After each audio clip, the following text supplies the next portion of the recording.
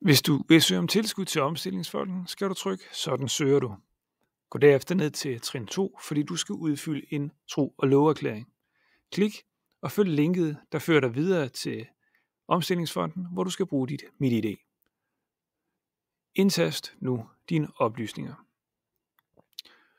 Du skal være opmærksom på, at hvis du tidligere har arbejdet på en klade, kan du genåbne den, ellers så skal du starte en ny.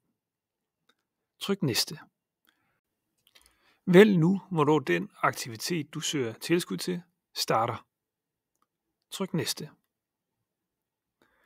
På den her side skal du sikre dig, at dine personlige oplysninger stemmer overens. Indtast nu din e-mailadresse og dit telefonnummer og tryk næste.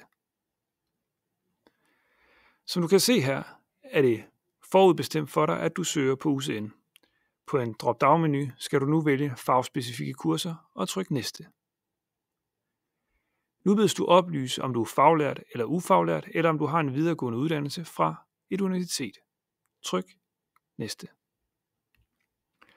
Nu vælges der i det her tilfælde, om uddannelsesniveauet er faglært, og der indtastes, hvad den højeste fuldførte uddannelse er.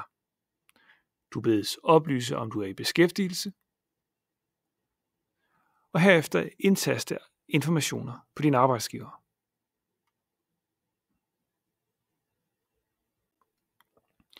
Når du har gjort det, skal du oplyse, om du tidligere har modtaget tilskud. Skriv nej. Du skal også oplyse, om du har igangværende ansøgninger. Dette vil også typisk være nej. Til sidst skal du sikre dig, at du er indforstået med reglerne for den tro- og loverklæring, du nu udfylder. Når du har gennemgået alle oplysningerne, trykker du indsend. Det næste trin vil være, at du får besked på, om du har modtaget tilskud.